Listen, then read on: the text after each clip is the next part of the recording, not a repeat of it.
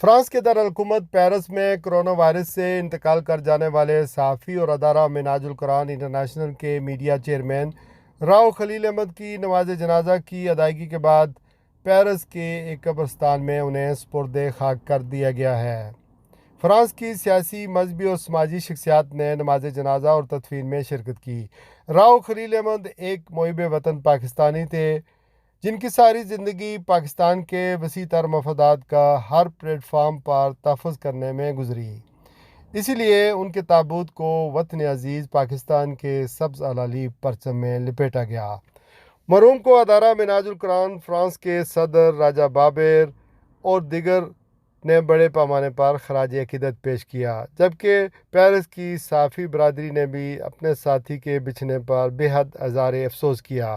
مرحوم خلیل احمد کی وفات پر پیرس کی پاکستانی کمیونٹی کی ہر آنکھ اشک بار نظر آئی۔ مرحوم نے اپنے سوگوار خاندان میں بیوہ، 2 بیٹے اور 2 بیٹیاں چھوڑی ہیں۔